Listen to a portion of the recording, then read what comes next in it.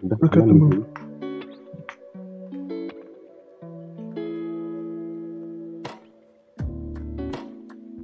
Udah kelihatan kan? Udah. Oke. Jadi begini Pak Dani, kami Ya. dari kelas software engineering ingin membuat sebuah prototipe aplikasi. Sebenarnya ingin membuat sebuah aplikasi, cuman ini adalah prototipe pertama kami gitu Pak. Dan aplikasi yang kami buat ini namanya Finance Tracker. Jadi singkat cerita, aplikasi ini kami buat berdasarkan masalah sehari-hari yang menurut kami cukup penting gitu. Karena kebanyakan orang, apalagi orang yang sibuk gitu ya, kadang mereka tuh suka lupa untuk mencatat keuangan mereka. Padahal kan mencatat keuangan sangat penting gitu. Nah, jadi kadang mereka tuh suka lupa selama 1 bulan itu atau selama sebuah time period tertentu gitu, mereka udah keluar uang berapa banyak dan masuknya berapa banyak dan kemana aja keluarnya, mereka suka lupa gitu karena suka nggak dicatat, ataupun kalau dicatat suka keteteran, tetepnya terus hilang-hilang gitu. Nah, dan berdasarkan masalah itu kami ingin membuat sebuah aplikasi di mana user itu bisa dengan bebasnya mencatat keuangan mereka, dan karena aplikasi ini berbasis mobile gitu, jadinya mudah untuk dibawa kemana-mana dan mudah untuk diakses gitu. Jadi gitu sih Pak, aplikasi kami itu. Oke Bill, boleh lanjut Bill. Oke, Pak. Sebelumnya Bapak sudah pernah coba buka prototipe kami belum, Pak? Sudah, saya sudah coba tadi Oh. pagi. Kalau sudah, berarti saya tidak perlu gimana jelasin aja, Pak. Bapak sudah lihat semua? Udah, saya Oh, sudah berarti coba. kita bisa langsung ke pertanyaan interview saja, Pak. Ya, silakan. Bentar, pertanyaan interview kami nggak banyak kok, Pak. Bentar saja, bentar ya, Pak.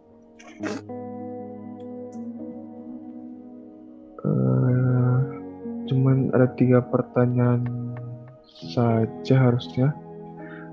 Bentar. Oke, Pak. Pertanyaan pertama sih, pendapat Bapak tentang tampilan prototipe kami ini gimana ya, Pak? Oke, kalau soal tampilan ini sebenarnya mungkin masih banyak yang perlu diperbaiki ya. Soalnya masih banyak hal-hal yang tidak intuitif bagi pengguna dan tidak konsisten. Ada juga step-step yang saya rasa nggak perlu ya. Kalau misalnya ini kan kalau saya lihat mungkin hanya aplikasi yang standalone ya. Maksudnya dia tidak membutuhkan internet, tidak membutuhkan koneksi ke suatu server atau segala macam kan. Ya, betul. Nah, itu untuk sign in-nya kalau saya terlalu repot. Coba kamu sign in.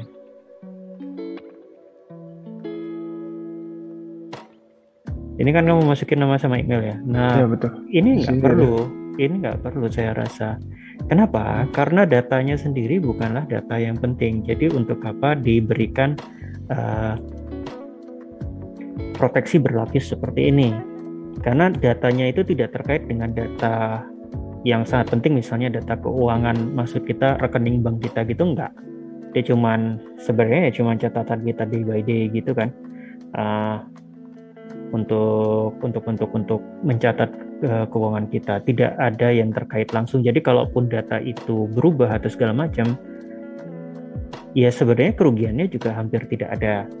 Tambah lagi karena ini tidak terkait dengan internet, berarti kan tidak ada resiko untuk istilahnya pencurian data yang dari luar gitu. Jadi karena dia stand alone, nggak punya jalur data, ya nggak mungkin lagi buat seperti ini.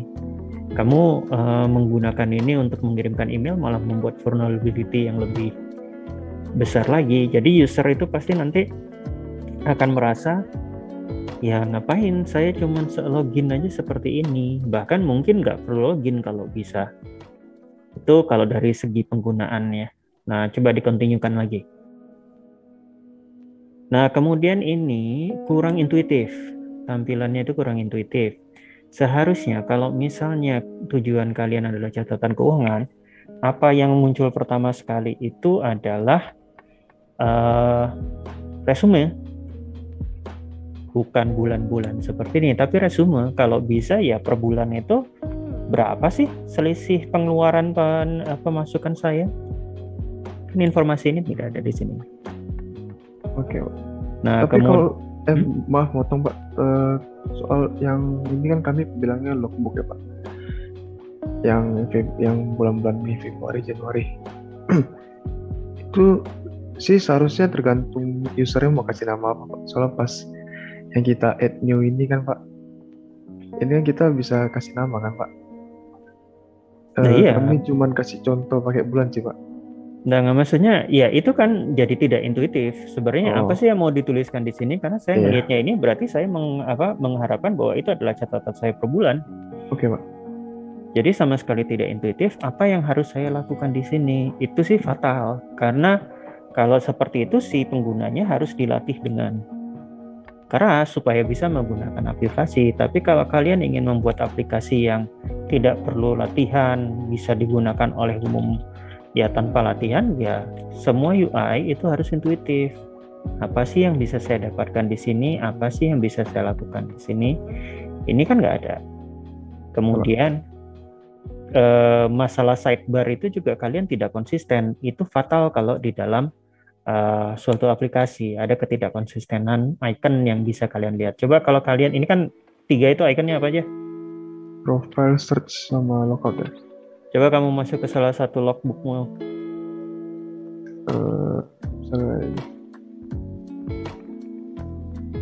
Lihat yang di kirinya, sama nggak dengan yang tadi? Iya, berbeda Pak. Nah, ini nggak konsisten. Seharusnya kalau sidebar itu semuanya sama. Oke. Kalau kamu mau menambahkan data, ya kenapa tidak menggunakan penambahan data yang sama dengan yang sebelumnya? Coba yang sebelumnya. Di bawah itu Pak. Sini. Nah, itu saya kira tombol itu adalah tombol untuk logout, bukan back. Oh, yang tadi, oke. Nah, ini kalian harus memahami bahwa kalau kalian bikin apps, orang itu kalau mau back atau segala macam, biasanya bukan seperti itu tombolnya. Tapi tanda panah mengarah ke kiri ada di pojok kiri atas. Itu adalah yang biasa. Tapi ini kan kalian tidak. Jadi secara UI banyak sekali yang harus diperbaiki. Tambah lagi kalau coba kalian masuk ke Januari, nambah aja satu data. Nah, ini kan sudah tidak sama lagi. Saya untuk balik ke halaman selanjutnya bagaimana? Seharusnya ada di atas itu apa istilahnya, header ya, atau ya header lah, dimana dia bisa ini. Makanya kalau kalian lihat apa ya, kayak misalnya Discord, WhatsApp segala macam itu kan konsisten ya ininya. Apa sih UI-nya, bahwa di bagian atas itu kalau misalnya ini di bagian sini itu selalu ada tanda back gitu. Jadi kita nggak akan salah untuk misalnya back-nya itu bagaimana. Nah, itu kalau pendapat saya terkait UI ini, terlalu banyak yang harus diperbaiki. Ini pun saya rasanya kalau kalian mau memasukkan satu item, bukan kayak gini, tapi lebih baik hanya per satu item saja, tanggalnya berapa, kalau perlu jam, kemudian keterangan tentang itu ya apa. Kemudian coba yang balik lagi. Nah, ini kan saya tadi ngelihat agak bingung sebenarnya itu. Nah, ini harusnya tanda kalau kalian tanggal 1, 2, 3, 4 jangan ditulis seperti ini. List aja tanggal 1 itu ada total selisih pengeluaran pemasukan itu berapa. Kalau lebih besar pengeluaran berarti kasih tanda minus, kalau lebih besar pemasukan tandanya positif. Kalau mau ngelihat rincian baru klik lagi. Jadi jangan sampai informasinya ini, kalau misalnya tanggal 1 banyak yang saya harus masukkan, tanggal 2 banyak, informasinya akan terlalu penuh di sini. Atau pilihan lain ya udah kalian bikin per bulan itu kayak buku aja langsung. Kayak tabel atau kayak apa, mana pemasukan, mana pengeluaran. Itu harus kelihatan. Di sini saya nggak bisa ngelihat mana yang keluar, mana yang masuk. Karena tidak ada perbedaan antara yang keluar sama yang masuk. Biasanya kalau keluar masuk itu kan, kalau kamu lihat di bank itu, di buku bank atau di app mobile-nya kan ada tandanya, bedanya antara yang keluar sama yang masuk. Seharusnya juga sama di sini, antara yang keluar dengan yang masuk, angkanya itu pasti akan berbeda. keluar. Ada tanda yang berbeda. Entah kalau yang keluar itu dikasih tanda apa ya, dalam kurung, atau yang keluar kasih tanda minus, itu kan pasti beda-beda.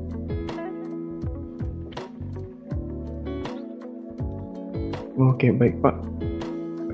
Ada lagi Pak? Ya dari UI sih kalau menurut saya sih itu. Oke, makasih ya Pak masukannya. Saya lanjut ke pertanyaan 2 ya Pak. Menurut Bapak kira-kira kita perlu tambahin fitur apa lagi Pak yang kira-kira berguna buat aplikasi ini? Itu sebenarnya kalau fitur ya tergantung requirement awal sih. Jadi jangan menanyakan bahwa ke orang kalau kalian sudah desain fitur apalagi yang harus ditambah, itu salah. Seharusnya kalian menanyakan fitur itu pada saat kalian membuat requirement.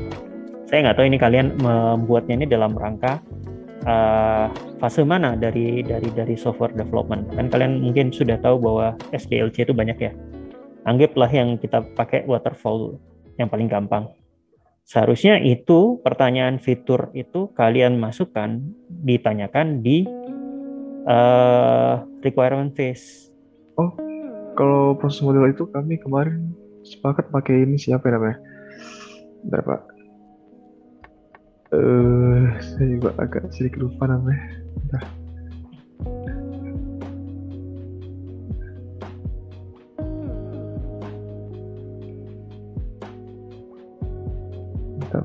Oh, kami sih coba pakai ini Pak, evolutionary models yang prototyping. Ya sama aja, kan itu pasti sebenarnya prototyping model itu kan pasti ada sebenarnya, cuman beda cara kita melakukan siklus requirement analysis, design, requirement, design, coding, testing. Kalau waterfall semuanya mengalir dalam satu alur nggak bisa balik. Prototyping itu kan ada yang muter-muter ya. Jadi tetap aja harusnya fitur segala macam itu udah di awal. Oh, kalau soalnya kami lihatnya sih habis prototype dia baru kayak deployment delivery, terus dapat feedback, baru komunikasi lagi Pak.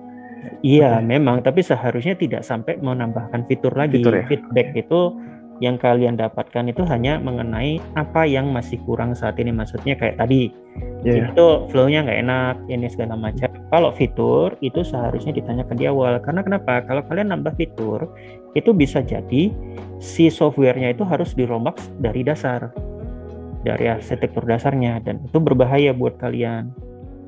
Nah, kalaupun kalian masih menanyakan apa yang saya sih,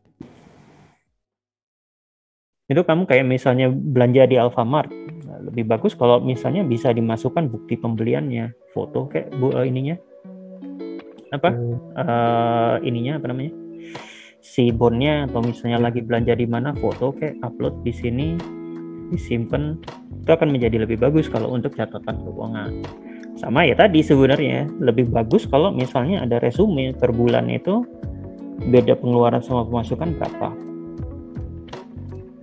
Oke Pak, akan kami perbaiki lagi sih Pak.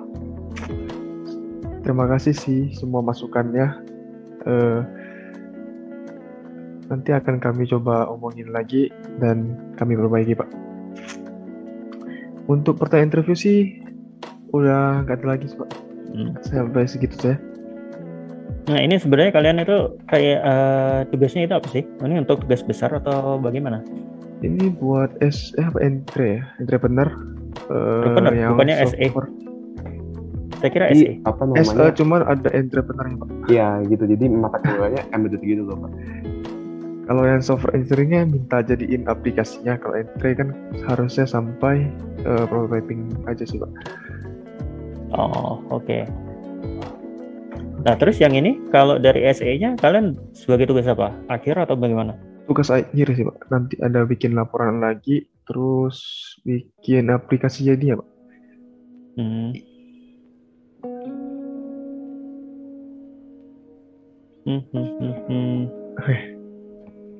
Okay.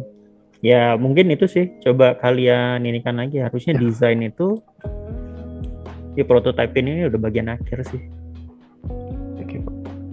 Tapi ya itu, saya kayaknya ngelihat ini tuh kalian kayak nggak punya requirement dari suatu software ya. Software itu harus bisa apa saja, itu nggak terlalu kelihatan dari hasil desain kalian. Makanya dia kelihatan nggak konsisten antara satu dengan yang lain. Coba deh diikutin aja itu. Ya, pasti kami ikutin Pak, soalnya itu kan. Pak, kalau dari kami sih udah selesai Pak interview ya.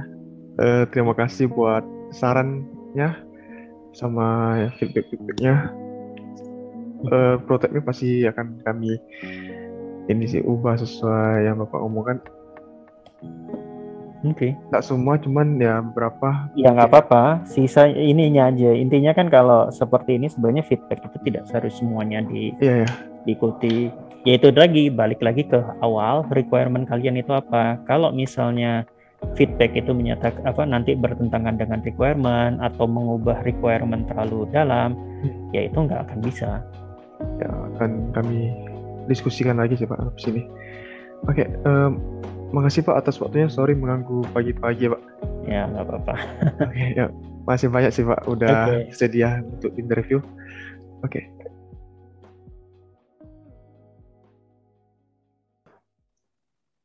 Oke.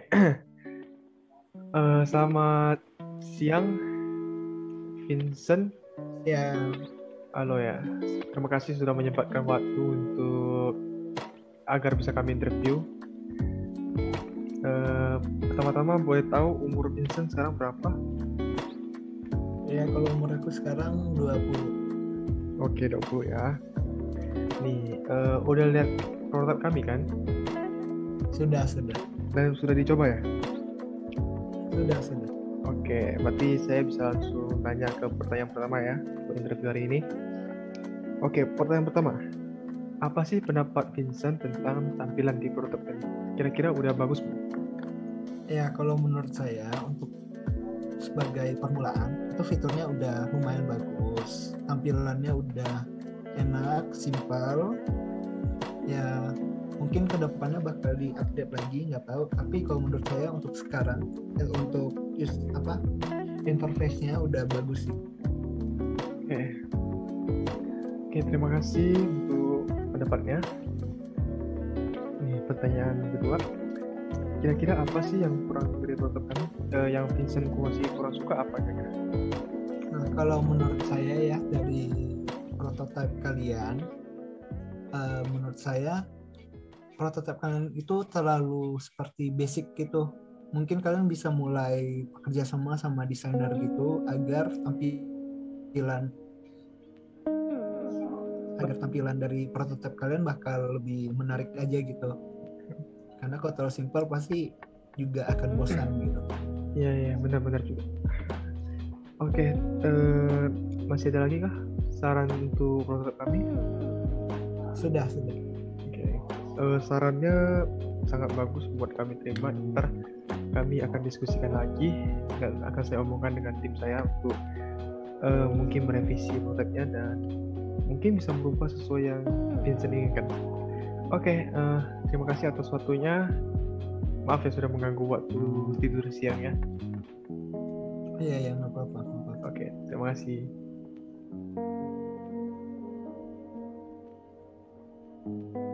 Oke, mulai ya. Halo, selamat sore semuanya. Terima kasih sudah menyempatkan waktu untuk bersedia di interview. Nah, sebelum memulai interviewnya, boleh perkenalkan diri dulu. Nama saya Eduardo. Oke. Nama saya Calvin. Oke. Eduardo, boleh tahu umur kamu berapa? Umur saya 20 tahun. Oke. Kalau Calvin, umur kamu berapa? Umur saya 19. Oke, terima kasih. Sekarang kalian sudah melihat prototipe kami belum? Sudah. Oh, sudah mencobanya juga ya? Iya. Sudah. Oke, berarti baiklah, saya akan naikkan pertanyaan pertama ya. Apa sih pendapat kalian tentang tampilan di prototipe kami? Saya duluan boleh? Boleh. Eduardo boleh. Menurut saya sudah cukup menarik. Saran dari saya sih yang di bagian yang yang ada bagian bulanannya ya, yang ada misalnya Februari 2022-nya, Januari 2022-nya, itu terlalu simpel menurut saya. Oke. Baik, terima kasih masukannya. Kalau dari saudara Calvin, gimana? Kalau menurut saya malah lebih baik simple dan enak dilihat, jadi gampang digunakan. Oh, oke. Bagus. Baiklah, akan saya catat masukannya. Pertanyaan kedua, fitur apa sih yang menurut kalian perlu ditambahkan ke dalam docket kami? Kira-kira fitur seperti apa lagi yang perlu ditambahkan? Menurut saya sudah cukup sih. Semuanya udah ada di aplikasinya ya. Makasih masukannya itu. Kalau menurut Calvin? Menurut saya sama kayak Bapak Eduardo ya. Oke. Baiklah. Nih, pertanyaan terakhir nih. Menurut Anda, apa yang kurang dari produk kami? Sepertinya tadi Eduardo udah kasih tahu sih yang kurang dari produk kami apa, tapi mungkin ada yang lain. Kalau menurut saya hanya itu aja sih. Menurut saya terlalu simple gitu. Oke. Kalau menurut Calvin gimana? Ada yang kurang nggak? Enggak sih, saya emang lebih suka yang simple, jadi pas sih. Oke. Berarti sejauh ini masih bagus ya? Iya. Oke. Terima kasih atas waktunya semuanya. Saya akan mengakhiri interview hari ini ya. Makasih semua. Oke, terima kasih. Terima kasih. Oke.